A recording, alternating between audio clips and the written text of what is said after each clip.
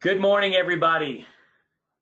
We're going to let some time slip by here as we let people register and get in the webinar that may be coming in a little bit late. But, in the meantime, we can sort of begin our presentation with an understanding of what it is we plan on accomplishing today. As you can tell from the title of the webinar, Turning 65 Gold Mine, we're really excited, first of all, that we get to bring this information to you, because not only is it valuable today, but it'll be valuable information for many, many years to come. It will be something that you'll kind of lean on as the basis for some of your marketing efforts in your insurance business. So the goal today is to really sort of open your eyes towards what I've seen in the past, many people just turning away from and really not utilizing some of the simplest and least expensive tools that are available to us in the industry. We are going to provide every agent on the webinar today with 100 Turning 65 names in the area where you live, so that you can kind of go out and put into use and practice with some of the tips and techniques that you'll learn today. And we'll get on with our presentation in just a minute. But first, I'd like to introduce you to our expert today. We've got Todd Pierce in the office with me here, and as you can see, this is the first time we're actually broadcasting a video for you guys. So I wanted you to get a look at Todd. He's obviously a very professional guy. He's been in AmeriLife's career side for 17 years now. He's actually one of our general managers up in the North Carolina area, and I think it's Charlotte. Yep. So he's got a great office up there. They do a tremendous job, and he trains not only the agents in his office every morning when they come in, but he also lends his skills as a trainer to our corporate training side. So when agents come in for a retreat and they do a few days in the office of just nonstop all day training, Todd's one of the guys that helps out in that effort. So it is not without experience that we bring him here today. In fact, he's one of the more experienced guys, and I feel like we have a great value for you today with Todd helping us. So what we're going to do is we're going to sort of have what I'm going to call a question and answer or an interview type process to our webinar. I'm going to throw some questions up on the screen just to kind of remind me of what it is that we're going to talk about and walk through his process so that you can see kind of the mentality and the thought processes that he uses while engaging in the Turning 65 lists. Todd, why don't you start by maybe telling us a little bit about your background, how you got into the insurance business, kind of quickly so we can move on. But I want to make sure we establish that credibility with your background so that they can really feel comfortable with the information you deliver today as being valuable. So. Okay, thanks. First of all, thanks for having me here today, David. Everybody that's on the webinar, hello, how are you? Hoping you have a good morning. I've been with AmeriLife for 17 years. I started in August of 2001, and I was in the restaurant business for quite a long time. And Frank Tebbiani, who was my first general manager, who's a president of Career now, brought me into the business. Great guy. Yeah, Frank's he was the best man at my wedding. He's top notch. Oh, nice. Yeah. So like a lot of people that get licensed in the beginning, it was challenging trying to learn something new. And I kind of keyed into T-65 just because I realized that people had to make a decision, they needed help, and I just perfected a process. I mean, we run a lot of different types of leads, but that became a key lead for me. Yeah, I think it's important to understand too, while we're kind of establishing the groundwork for what we're going to do today. Yeah. This is not the only thing that you do. There's probably a number of other. Yeah, I do seminars, I do referrals, I run T-65s, I run mailouts, I do nonprofits. So, we're running 6 or 7 different lead sources on a daily basis in my office. Yep, okay. But it all kind of around the same thing of getting in front of people. So, once I got into the business, just to give you an idea, from running Turning 65s, my first full year in the business, which would have been 2002, I wrote 50 Medicare supplements. I wrote 150 Medicare supplements every year for 4 years. I built almost a $70,000 a year renewal base in 3.5 years, and then just kind of grew, from Medicare into all the other things that we sell. So from a background standpoint, this is stuff that I do. I train my agents on. We do it day in and day out. The people that just kind of push the wheel, they get success out of it. So it's not really rocket science. So let's go ahead and kind of jump into the PowerPoint so that I can kind of follow along a little bit. Make sure that I'm staying on track with our presentation here. So it is a process, and so I want to make sure we get the fact that it's not something that just sort of happens overnight. It's like a developmental process that you have to kind of learn. Why don't you tell us a little bit about the process and the learning, the very early stages of working this type of? Well, from a T-65 standpoint, I think it helps a lot to understand the mindset of baby boomers. All right, so baby boomers are technically literate. That means, they're going online, they're trying to figure things out. Well, 6 months before, as most people know, you go on Medicare, you go into your open enrollment period. And what happens is that every agent in the country starts calling T-65s trying to sell insurance on the phone, right? So their phone starts ringing off the hook. The next thing that happens is you've got every insurance company is mailing them. So they got a stack of mail that high, their phone is ringing every day. They're going online trying to figure it out, and they try and get information. They put their email in, they get an email, they put their cell phone in, they get another call. And what happens is they usually just shut down, right? So a little overwhelmed. Yeah, I mean, it's just like, and then they end up taking the advice of a friend, that's probably may or may not be right for them, or the first person that gets in front of them, even if it's not the most competitive product or what is suitable for their situation, ends up getting the sale.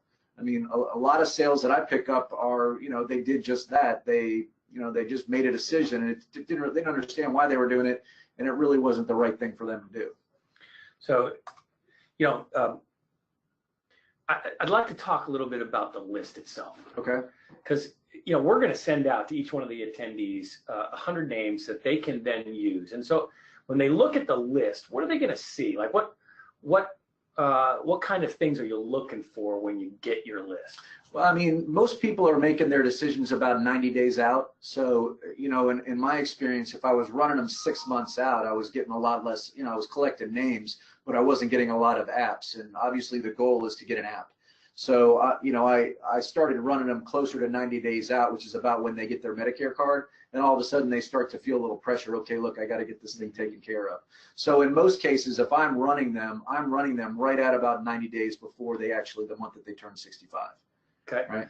So when we're pulling lists of turning 65s, typically we pull them either 6 months. 6 months out. So you need to maybe make some preparations to. Yeah, I mean we get them 6 months out, and we'll start making contact. But the difference between what I train my agents to do and what a lot of agents are doing, a lot of agents are just doing what every other agent is doing, and that's they're on the phone trying to call these people and sell insurance over the phone, which is, I applaud people that can do that because it's not easy to do. But I think you burn a lot of leads doing it that way. I mean, I door knock T-65s. Yeah. So. Yeah, that's So I wanted to talk a little bit before we get into the door knocking about the mindset. Like when you got your list in your hand and you jump in your car and you start heading out on the road. Yeah. Where are you putting your mind when you're on your way there? Like, is there stuff that you're kind of trying to dial in? Are you focused on any specific things? What does your mind go through? I mean, it's more just understanding that this is a service business. So if I'm about to either call somebody or knock on their door or whatever to run a lead, it's not about selling insurance. It's what value can I add? What service can I provide that's going to help this person out? And I think if you take the mindset that, I'm going to go out and help as many people as I can, and sometimes that's going to lead to a sale and sometimes it's not. But having that mind, I'm a big believer in, do the right thing and it comes back to you. So, if you go out with the intention of just trying to be of service to somebody and help them understand versus just trying to sell them insurance, to me, that makes a big difference. I mean, a lot of people just go out and try and sell insurance. I don't try and sell insurance. I try to add value. You know, and the person that adds the most value usually gets the most business. So that's the core of the mindset. Absolutely. Where can I bring value to this person's Absolutely insurance buying experience? Absolutely. And I think you're right. I think that that's really the separator, and probably the reason why you're so successful is because, you know, first of all, you know, getting that mindset locked in and going to do that first. Yeah. I think that really that effort resonates when you are speaking to a client. Yeah, and the other thing that helps is that just understanding that it's just a numbers game. You know, yeah, a lot of people will get personal if they're dialing or making calls or however you're getting in front of people. It's just numbers. Yeah, so it's just numbers. You know, someone's having a bad day. You know, whatever it is next. It's not you. It's them. Next.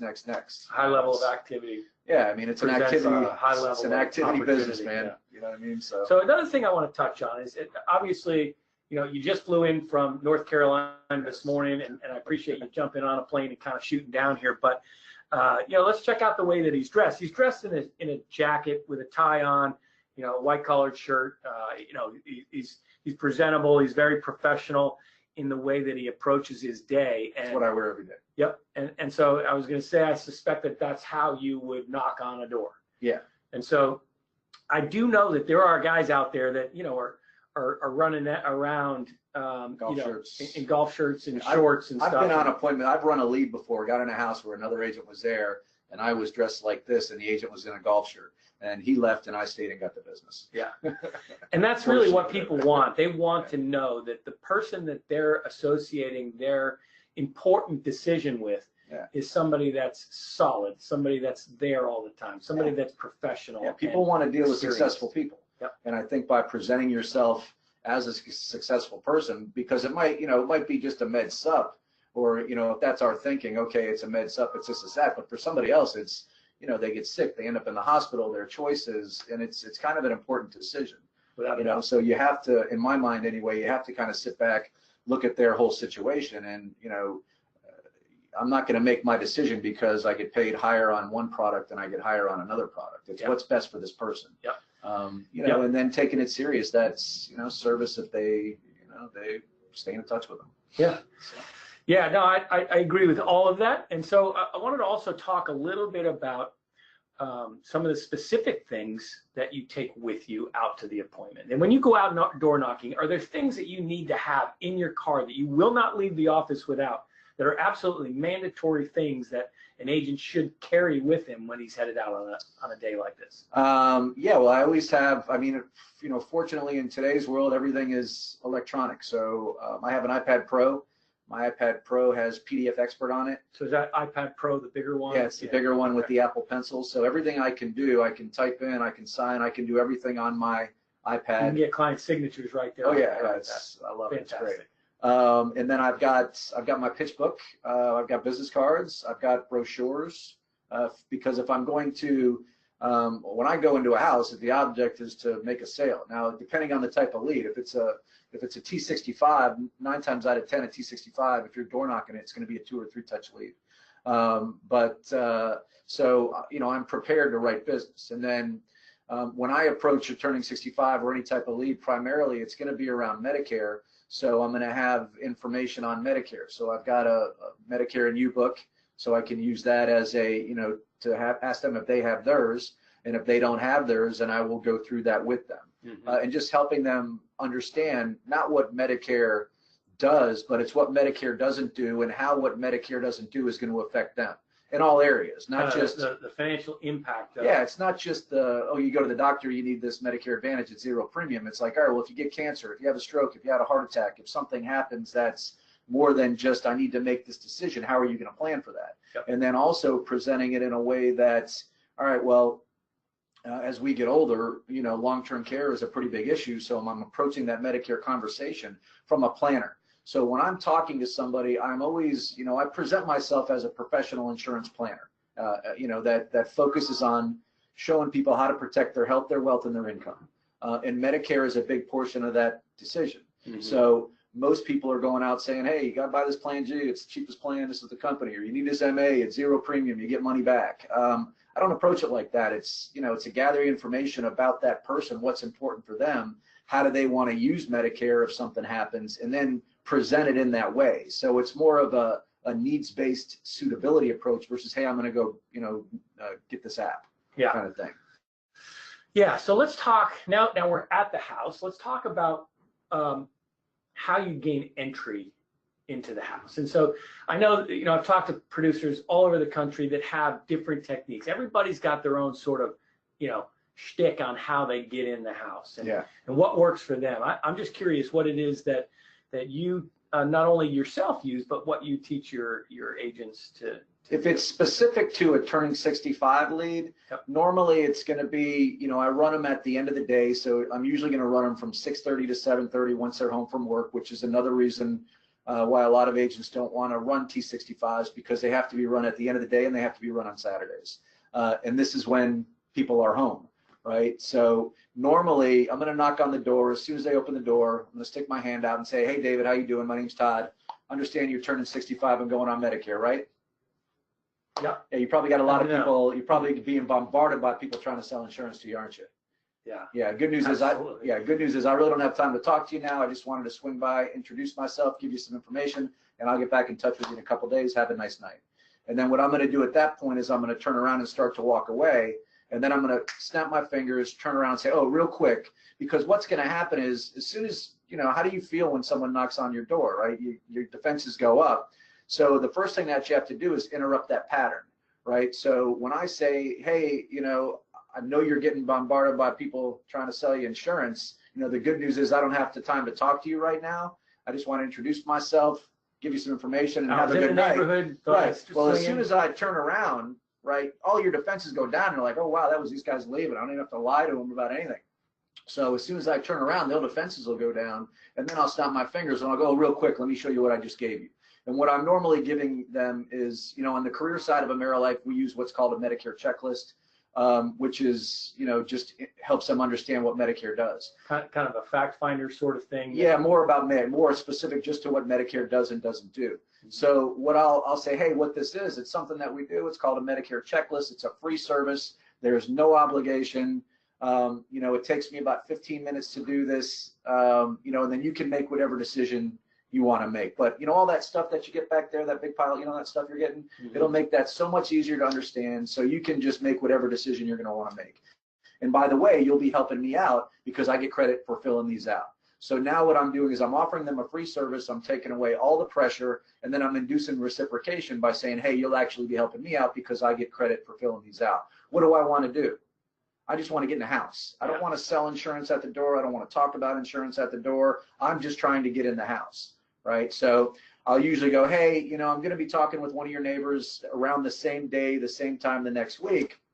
Would it be okay if I swung by after I talked to them, took 15 minutes and filled this out for you?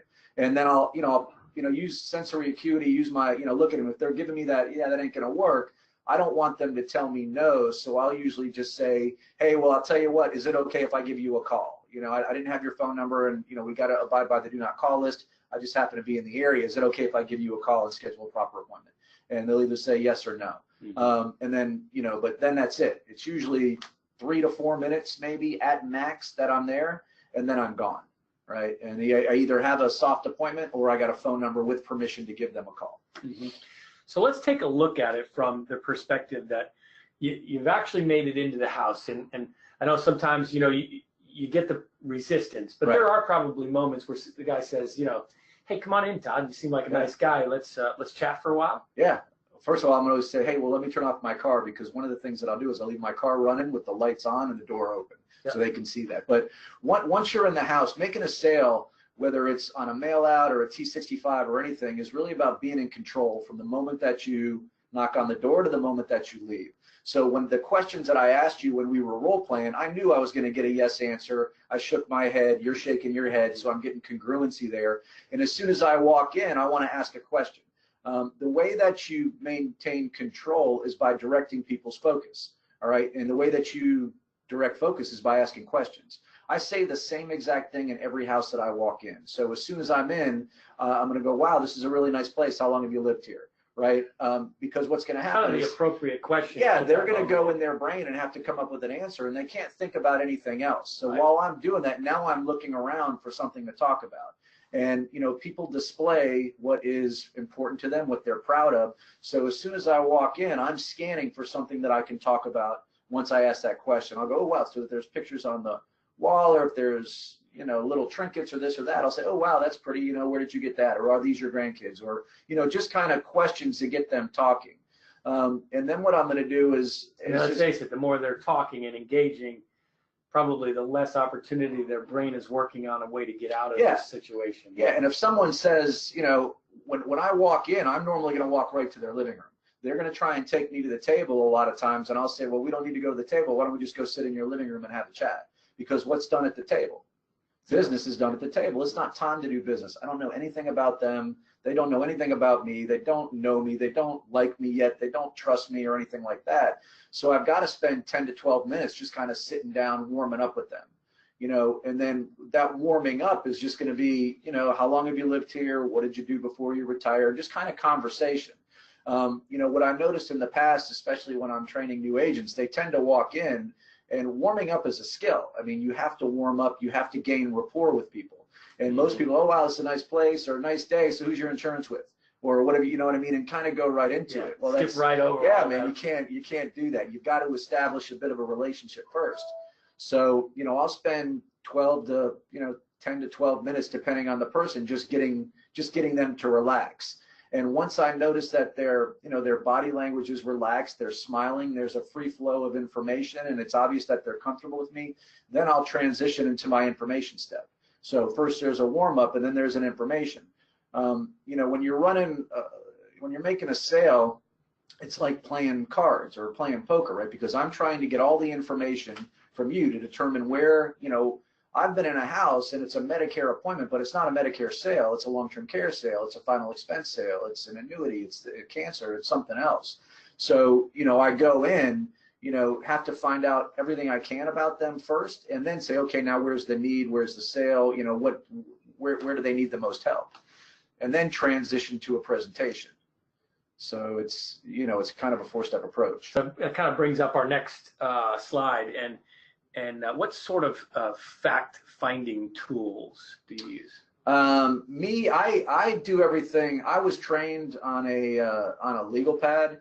I mean, a lot of my agents will do Medicare checklists, and from that Medicare checklist and talking about Medicare, I can get all the information that I need. So the first thing when I transition to information, it's usually going to be, so what's your, if it's a Medicare or a T-65, what's your experience with Medicare, or tell me a little bit about what you found, and then you know, how are they currently using their other health insurance? So are they taking prescription drugs? What's their health currently like, and things of that nature. So I'm fine. Starting to drill in a little bit. You know, if they're already on Medicare, it's going to be, how are they using Part A? How are they using Part B? How are they using Part D? The prescription drugs will tell me everything that I need to know. Yeah.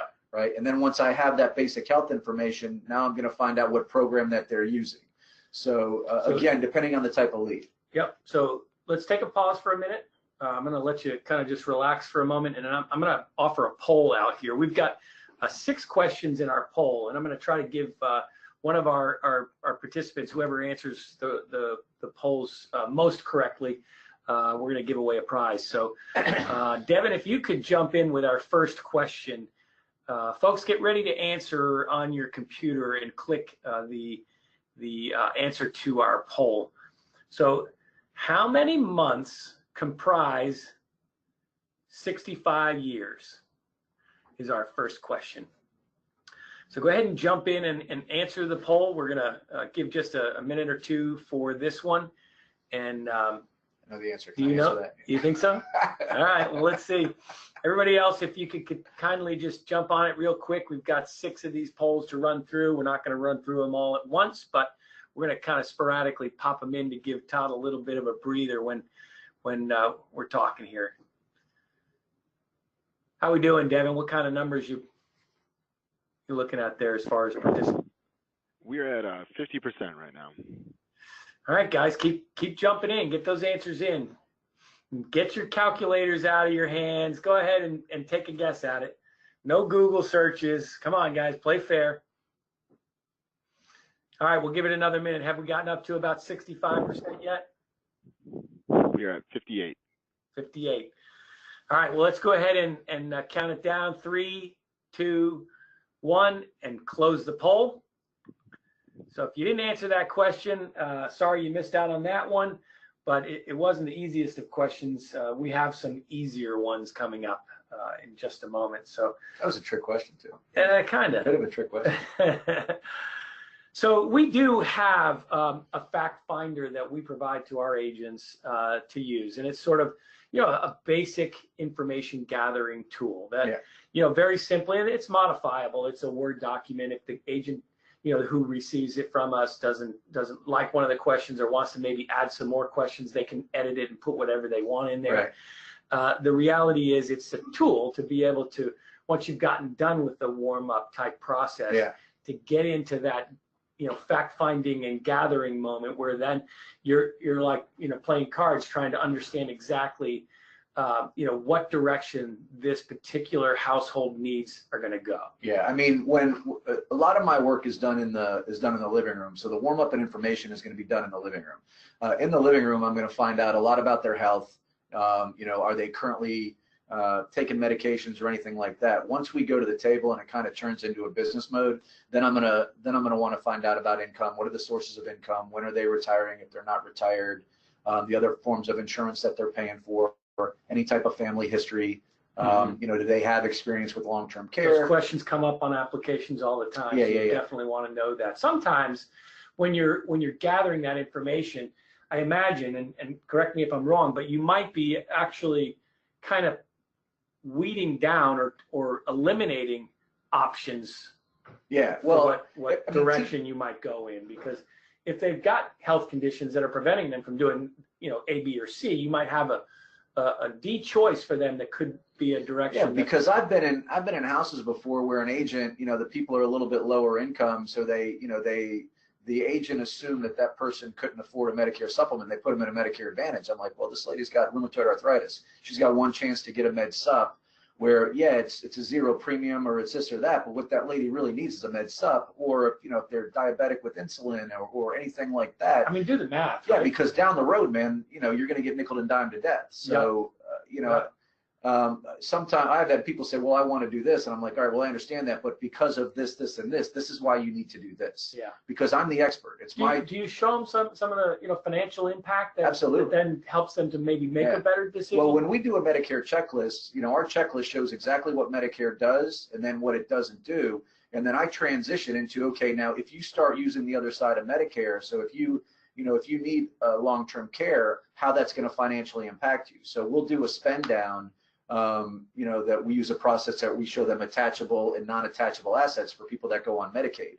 And, whatever area that you're in, you should be familiar with that, because if you're going to be talking to people on Medicare, your job is to help them prepare for what Medicare doesn't cover. And that's a big deal. And most agents gloss over it. Yeah. Is there a good resource for an agent to kind of gather that information about their area? Because I know it's kind of. Yeah, I mean, you can go to your state Medicaid. Your state Medicaid website or anything like that, or just, like I'm in North Carolina, Google the cost of North Carolina spend down.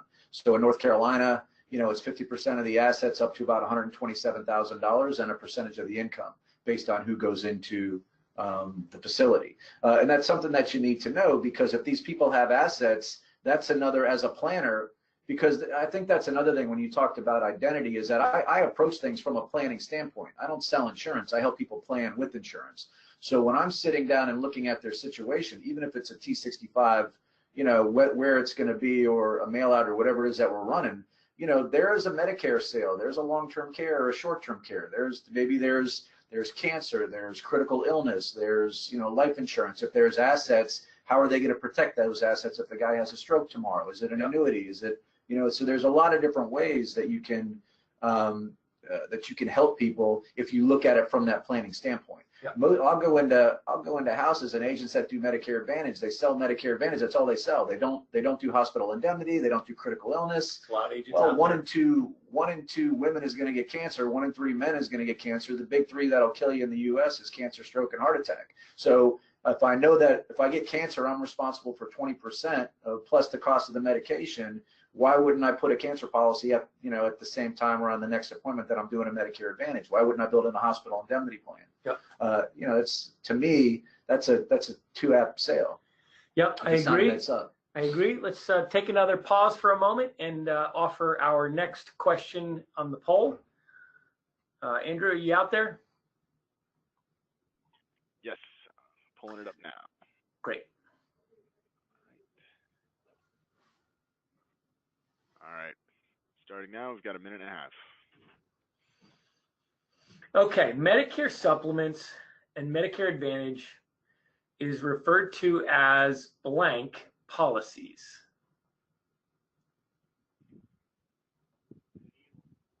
Kind of an interesting selection of answers there. Yeah, I'm going to disagree with your answers. So check the most correct version of our answers there, and we'll go ahead and move on. Andrew, how are we doing on the numbers? We're at a little over half voted. Yeah, pretty quick. I think people will jump right on that. Well, let's do two of them right in a row here, because I know we're working on about halfway through our presentation today. All right, we still got a few more trickling in. Give it 5, 4, 3, 2, 1. Okay, we'll close that poll and launch our next one.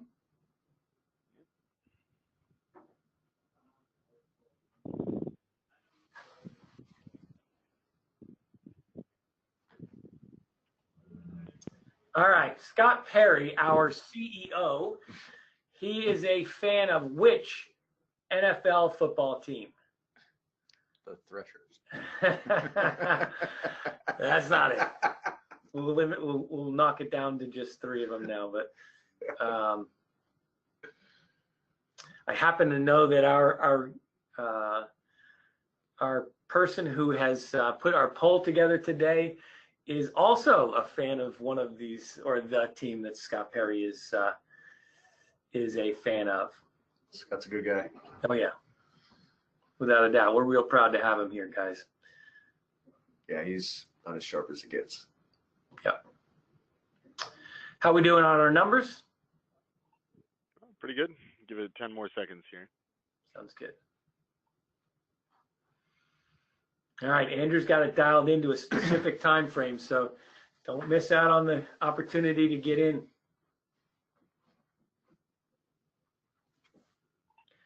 All right, 3, 2, 1. Okay, great. So we'll go back to our presentation, see where we left off. So exposing the opportunity. So we kind of covered a little bit of this. Do you go into the needs of the customer and sell during the appointment, or do you come back to the house with your suggestions? I guess, maybe a little bit of both, but why don't you tell me about like how you handle that in your sort of organization of the day for you? It depends on, for me anyway, it depends on what type of, what's the sale. So if I'm walking in, like I trained with an agent yesterday. We were running mail outs. We got into a house. We rolled a guy's plan G, saved him like $500 a year. My goal is to leave the house with an application, right? So, but it also depends. So if it's typically what I'm going to try and do from a planning situation is I want to try and make them a client, right? Whether it's going to be Medicare or something like that, and then plant the seed for the next sale. So if I'm let's say I'm going down, it's going to be like a Medicare planning session, and I end up selling a Medicare supplement. Well, part of my Medicare supplement presentation is what happens if they use the other side of Medicare. So I'll say, well, let me ask you a question. If I could show you how to cover your long-term care for free, would that be important for you? Which is designed to get a yes answer, and they'll say, great. And I'll say, well, I don't have time to talk about that now, but when I come back, which is going to be when they get their policy, right? When someone gets their policy, I always go back and sit down with them. I know we mail a lot of policies and it's done, but as soon as they get their policy, I want them to call me, and I'm going to go back out and sit down with them and go over it again, just to make sure that there's not any other questions, but it's also an opportunity to sell something else. Yeah, we call it, in fact, I just recently did a webinar, about maybe a month ago. We called it the Columbo Close. Yeah. And essentially it's, oh, by the way, Yeah. how are you handling your long-term care needs, or, your dental needs. I think we presented a dental plan on that webinar. I'm usually going to plant the seed for the next sale and then go back. And then as I work through, and as I develop the relationship more, I'm going to systematically move through the house. So it's going to start with Medicare, or maybe it's final expense, or this or that, or whatever it is. But then it's going to transition into, okay, are there assets in the house that need to be protected? Do they have a 401k? Do they have an IRA? Do they have money in the market at risk? What are they doing for income planning? Because to me, there's 2 or 3, 4 apps in every single house. Yeah. I'm not a one-line agent. I sell everything. Yeah. Maybe it's they don't have a whole lot of money. It's, well, are you still paying on your life insurance? Okay, great. Well, did you know that you might be able to double your death benefit at no cost to you? No, I didn't know that. Okay, well, great. Look, I don't have time to talk about it now, but do me a favor, pull out your policies. When I come back, we'll do a quick review, and maybe I can show you how to do that. So with 17 years in the business, obviously, you spent a lot of time learning the craft. Having the ability to go from a Medicare supplement to a long-term care, to a cancer plan, to a final expense plan, to an annuity or a life insurance planning need to protect assets, that's a wealth of skills that I'm sure has served you very well over the years. Yeah, I enjoy it. So what I want to make sure that some of the newer producers who may not have that kind of experience yet, maybe have an idea of how to handle the moment where they suddenly realize the client's needs are not necessarily in their sweet spot, and they're maybe a little bit outside of their comfort zone. And so, like, what would you do when you're early on in your career to be able to sort of harness that opportunity without blowing that relationship and doing something that was wrong or inappropriate? It's always helpful to have a mentor, you know what I mean? So, like, I was fortunate. I had, the reason that I started working with AmeriLife is when I met Frank, he was the most successul guy in the room, in any room that I was in. But in any room that I was in, and the guy was an insurance agent, I was like, all right, well, how do I do that? Right. But it's really, at first it was just, I educate myself a lot. I mean, I'm reading 3 different books right now. I read books on sales, on body language, on planning, on this and that. So you kind of have to constantly be learning. But for someone that's a newer agent, I would say focus on kind of 3 core products, which is going to be Medicare. And if you're not working the Medicare business, I don't know why. There's almost 100 million people turning 65 over the next 24 years. Hello, that have to make a decision. Hello. And then, Medicare supplements, hospital indemnity, critical illness, cancer, final expense, and kind of basic life. That stuff is, I don't think it's extremely difficult to sell. Yeah. And if you kind of focus on those core products while you're building your renewal base and everything else, and then just kind of either, find a mentor in the business or just start to educate yourself. There's a lot of different tools out there. Most of the carriers that and I know we all read a lot of similar carriers, if you go to their websites, they've got webinars, they've got, training videos, they've got all kinds of stuff that says how to do this. One of the things I've kind of done in my past is I've networked into groups of other types of agents. You can do it online, you can do it on LinkedIn, and you can ask questions. LinkedIn is a great place to do that. To find people in your area. You may already know them and didn't know that this was their expertise. Right. So, any way that you can find somebody to maybe be the asset, and you can, you're licensed. Right. And you have the ability to sort of work with these people as the agent of record, if you will, but to have the asset to go back to somebody who then you can share the commissions with. Oh, yeah. And bring them into the deal and have that expert on that to lean on. And you learn from them. And it's a great mentorship type relationship. A lot of it, I think we talked about this before, was a lot of it kind of comes down to what's the professional identity that you're presenting. Are you selling insurance, or are you a professional insurance agent? I'm a professional insurance agent.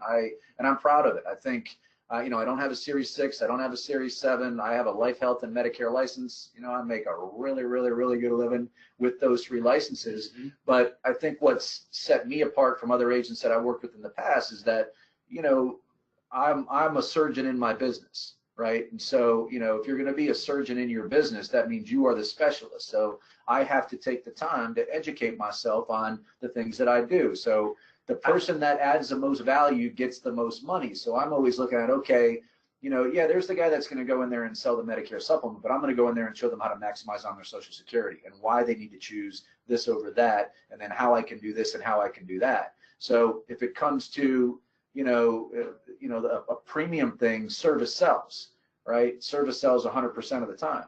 So if I'm presenting myself in a way that, look, I come with the policy, I come with the program. You have a question, you call me. You need anything, you call me. Here's my business card. Here's my cell phone. Here's everything you need. Call me first. I will be there if you need me.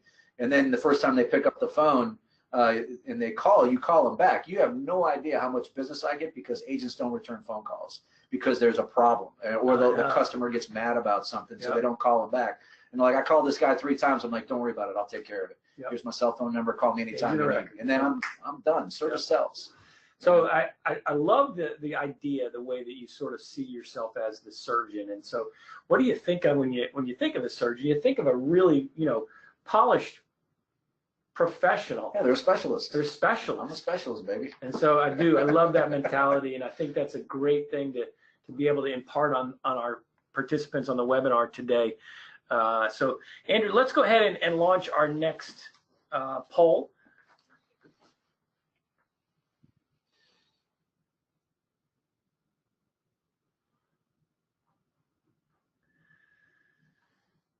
All right. So within the insurance world, what does ACA refer to? So what is the acronym actually? How is it defined within the words below? Go ahead and make your selection. Try to get it in pretty quick here so we can continue on with our presentation. We've got about another, I would say about 10 minutes, and then we're going to open the floor for questions. That's a great opportunity for you as participants to be able to sort of gather just a little bit more from your time here today and make sure we access as much of Todd's brain as we can. Be careful. Much to let us anyway. I don't know if you want to get in there, man. It's scary in there. How we doing, Andrew? Looks like we got most of the answers in, so I'm closing it in 3, 2, 1. Great. Let's launch that next one, and I think we've just got one more after that, if I'm not mistaken. Yep, second to last one right here. Yep. We'll say one more towards the end there. So this is a good one. I'm really, I didn't really know this answer, but Florida is known for having the most seniors. What does Florida have more of than anywhere else in the United States? Recently. Yeah. So we've got alligators, we've got golf courses, we've got politicians, and we've got temperature. So there's no doubt about it. We've got a lot of all of those things, but which one I don't know that one. do we have the most of in the United States?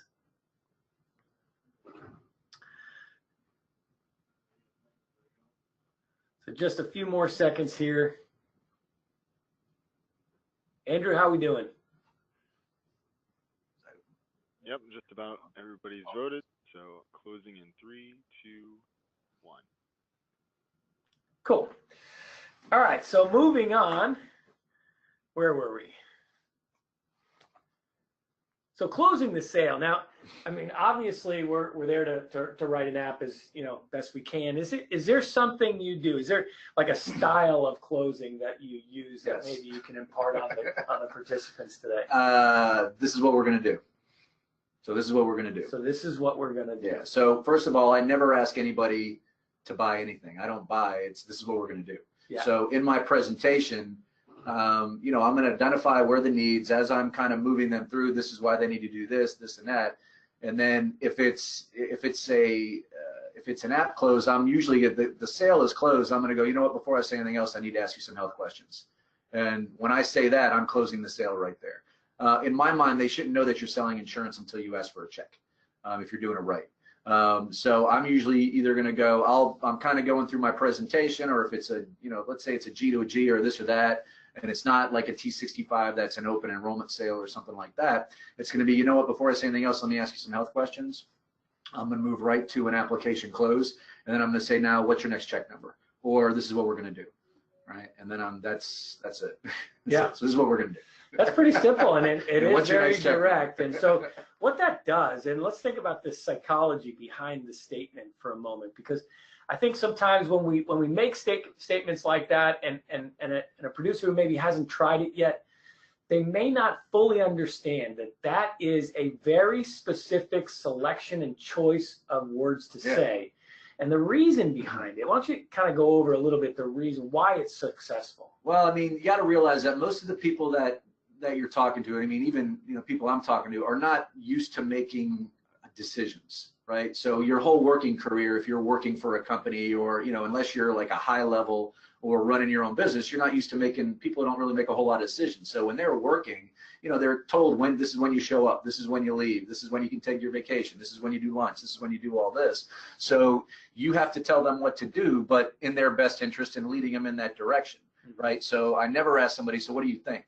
Because they're going to say, I need to think about it, right? So it's, you don't ask that. I'm not thinking, I need to think yeah, this is what we're going to do. Time. Yeah. So it's like, all right, I'm going to move through my presentation. So in my mind, when you say this is what we're going to do, you're now sitting right beside them in the boat with an oar in your hand, and you're both working together to get the solution in play. Yeah, part of my process is try to go from this side of this side of the desk to this side of the desk. So as soon as I walk in the house and I kind of get into their information step of if they're already on Medicare, it's okay. How can I help this? Where can I help this person? An easy way to help people if they're already on Medicare is through prescription drugs, because most people are paying too much for their prescription drugs. Yeah. So I'll use my iPad and show them how to use Medicare.gov, right? Which is going to get me a scope form, right? So if it's not AEP is coming up, so I'm already collecting scopes for AEP. I can't talk to them about Part D or Medicare Advantage unless I have a scope form signed. So I'm going to say, hey, what program did you choose for your Part D program? I'm going to do a quick lookup to make sure that you have the right program for you. Do me a favor, sign this permission slip. And now what I'm going to do is on my iPad, I'm at Medicare.gov, I'm putting their prescription drugs in, and I'm saying, look, this is your plan, this is how it is. This one right here based on what Medicare says, so you've got a scope form signed. And now I'm showing them how to possibly save money, or hey, you can do this you can do this every year. You should really take a look at that. And it's just the act of helping somebody out is going to reduce reciprocation, that they're going to be more open to listening to what I'm actually saying, versus I just go in there and, hey, who's your supplement with? Oh, yeah, that's expensive. I can save you some money. Yeah, I call it putting a deposit in the bank. And so sometimes when you do things for people that don't necessarily have anything to do with selling insurance, just helping them out. When you're just helping somebody and there's no real gain from that opportunity to help, I mean, it really adds cash in the bank for you to be able to sort of feel good. They feel good. And get a referral or whatever. I mean, here's a good deal. I was in a house yesterday and I was training an agent, right? I'm in, where were we? We're in Lincolnton, North Carolina. It was a phone appointment that one of my agents sent. I'm in a trailer. The lady's smoking, which drives me insane. She's smoking cigarettes in the house, which is just killing me. There's really nothing I'm going to be able to do. But as I'm talking to her, she's kind of helping take out with her mother-in-law, who's just diagnosed with Alzheimer's, and she was a little stressed out. So I was kind of helping her understand that. And she had a United Healthcare Medicare Advantage program, and she was paying for prescription drugs. And I said, well, did you know you can get your generics for free? And she's like, no, I didn't know that. And they're lower income. I said, well, here's what you do. We called up United Healthcare. We got her mom's prescription drugs for free, right? It was like maybe $30 a month that I saved them, but that's a big deal for them. She's diabetic. While I was on the phone, I got her diabetic supplies for free because she was paying for those and she didn't know. I'm not going to make a sale out of that house. And I spent an hour in there just helping them out, right? But she was very appreciative. We did a scope. We'll go back and review their plans for AEP to see if maybe something fits a little bit better. But I gave her 3 cards. I said, hey, unfortunately, I'm not going to be able to do anything, but, somebody that needs some help, here's my card, pass it out. She was she had talked to like 3 other agents saying, but nobody keeps answering my question. So I answered the question, even though I couldn't help her. I was just straight up with her. And then I helped her, and then I left. And, you know, more than likely, she's going to give that card, and it'll come back to me some, hey, you helped Susie, you helped this person. So that's making, you know, it it's more, yeah, it's more doing the right thing. You know, every time I'm in a house, it's, you know, I want that person to feel good that I'm there. Even if I don't make a sale, it's what can I do to help them? Can I give them a phone number? You know, if they're not getting LIS and they should be, you know, can I help them qualify? If they don't know about a resource, hey, here's a number. Now, I don't spend too much time doing it for them because I'm not a social worker, but if it's like insurance related, you know, I write United Healthcare. I know that process. I help them get their stuff through the mail. You know, it'll come back to me in another way. Without a doubt. Yeah. Absolutely. Let's see what else. Oh. So that's our last slide. Before we let you guys kind of jump off the line, let's go ahead and launch that last poll. And while Andrew's getting that together, jump in that chat window and type in any questions that you may have so that we can, you know, be sure to ask Todd anything that you have or that came up during the presentation. Hopefully you've got some good questions for him. So you know, go ahead and do that now. I'll read the question. And what does AEP, or when does AEP start? And this is something that should be on the tip of everybody's brain because we are deep in the preparation stages of. Your AHIP should already be done. I got all my AHIP done. Yeah, everything's done. Yeah. I got to do my CE credits this month too, and I haven't done that. Well, you know, you get those 6 hours for AHIP. So if you know, when you do your AHIP, you can get the CE credits for paying an extra $30 or something like that. That's 6 hours. Hey, something that is of note for you guys out there in the world that are associated with AmeriLife through your Medicare Advantage type contracts, we do actually reimburse agents for their AHIP. So the you know, $175, we've got a discount through our office that knocks it down to $125. And then any agents that write 3 pieces of business with us, then we will put in a request to reimburse you for that $125 and get that back in your pocket as well. So that's a great way to kind of knock those costs down for you. We've got a lot of really great added value type services that we offer here. That's just one of them. If you aren't familiar with what I just mentioned on the AHIP reimbursement, your marketer is the greatest resource for that information. And I would definitely reach out to the marketer to see if you can kind of knock those costs down. Andrew, how are we doing with the poll? We're good. Looks like everybody's on the same page. So I'm going to close it now. Nice. Yep, go ahead and close that. And do we have any questions creeping in, Andrew? Can you see that area? We've definitely got questions closing in. One from Joey B here for Todd. When working T-65 leads, will you set up an appointment with your lead first or simply just go knock on the door? I'm going to door knock it in most cases to schedule an appointment. So I don't call turning 65s because I'm just more noise. So I will door knock it, which you can do as long as you don't, you know, if you're offering, like I offer a service, it's a Medicare checklist. So I will door knock it and then schedule an appointment from face to face, which might be what a lot of you aren't doing. Yeah, and that's I think, in my opinion, that may be first person there wins. Yeah, one of the biggest mistakes is and they're not even. I mean, after they, you know, after 2 weeks of open enrollment, they're not even answering the phone anymore, man. So yeah. I mean, they've got a pile of mail that came to the house. In my opinion. They're completely overwhelmed with both telephone calls, mailers, you know, and they're not comfortable with making a decision yet. So really, if you think about it and you put yourself in that shoes, you know, let's equate it to like buying a car. You go out and do your research online, which they're doing nowadays, seniors, they're researching online. And then once you've kind of narrowed it down to a specific type of vehicle, then you'll go visit the dealership. They just want somebody to help them out. Yeah. They just want somebody to help them out. So in my area, if you run turning 65s Monday, Tuesday, Thursday night from about 6:30 to 7:30, set a goal to touch hands with 3 to 5 people that are turning 65, and maybe follow up on Saturday. If you're not working on Saturdays, that's a mistake. It's 40% higher close ratio than any other day of the week. That's stats on that? 50. Yeah, because I did it for 10 years. Nice. Well, I mean, you got to look at it this way. Majority of people, what's Saturday? It's a day of relaxation. Do you think after 40 years of working that you're not conditioned to be relaxed on Saturday? Yeah. So usually, you know, you get by. I used to run. I didn't schedule an appointment. I would run on Monday, Tuesday, Thursday nights, all by my house, because then I was more likely to go back. And then I wouldn't even say anything. Hey, how you doing? Nice to see you. Here's some information, and I would leave. And then on Saturday from 10 to 12, I would just go door knock them and say, hey, remember me? I stopped by the other day. Just wanted to come back, see if I could schedule an appointment. If they let me in, it was always a sale. But normally, if I touched hands with 10 people, I'm usually going to get 2 to 3 sales. And it's usually going to be a 1 to 3 touch lead.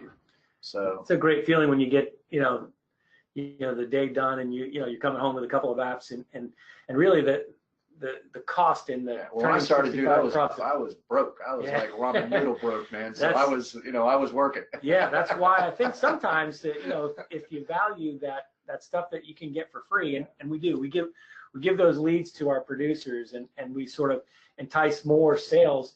But as our producers reach 10 pieces of business, now they've done this for a little while, they're starting to accumulate a bit of business and some traction, the pipeline's getting full. Now it's time to reward those agents, and we give them credit so that they can buy their own leads through a couple of our, you know, sort of endorsed vendors. Yeah. We give them $420 so that they can go out and purchase those leads and start to maybe now fill the second phase of that pipeline building. Every other lead source that I dried up that I had, you give me 100 T-65s and I'll make 6 figures a year. Yeah. You give them to me. Yeah, it's a great way lead. to make great money. lead.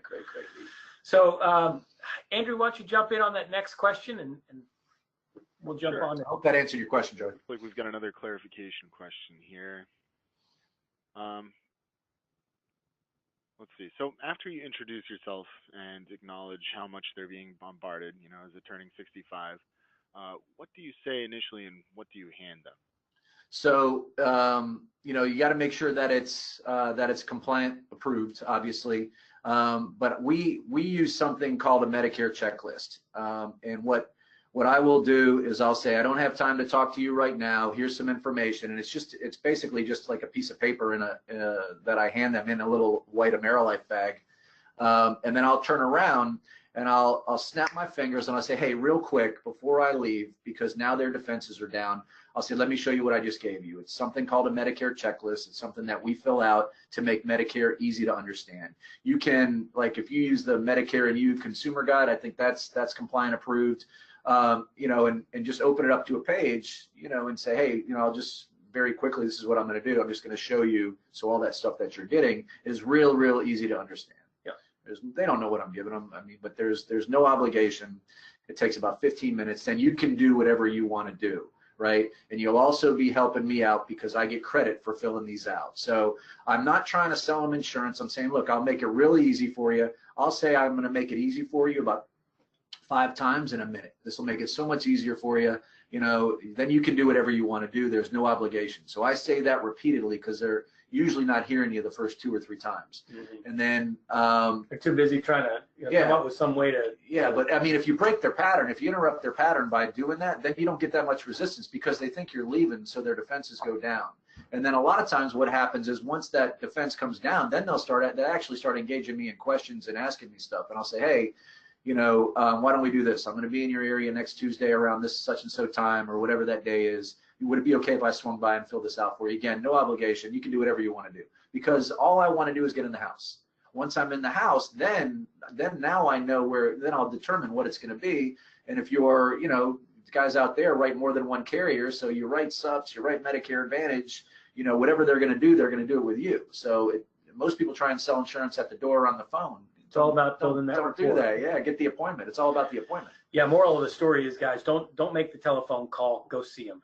Schedule an appointment. Yeah, I mean, if you're gonna call them, and we've tried it both ways. I've had a lot more success door knocking a T-65. Now, every other lead that I run, for the most part, I'm running appointments, right? But from a turning 65 standpoint, get in front of them, shake their hand. Hey, I'll make this easy for you. Keep it close to your house. If you run 10 a week, momentum will build. You'll build up to, you know, as you get better at it, you'll build 2 to 3 sales out of every 10, and then it just starts to build momentum. Yep. You know what I mean? It's just a process. Andrew, any more questions? Hope that helps. Yes, you mentioned our AHIP reimbursement program a few minutes ago. Yep. How many cases did you say had to be written? How many policies to get the AHIP refunded?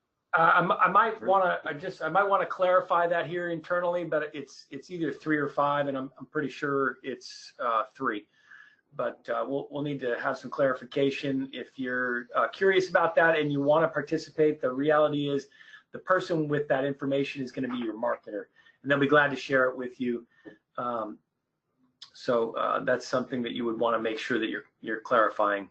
Just call the office and ask your marketer; they'll tell you. Okay. It's one of those two. We've got a lot of people saying 5. It probably is 5 then, because what you're probably getting is some of the marketers who are on the call trying to help and correct. So I may have spoken on the 3, but certainly 5 is not a whole lot harder to.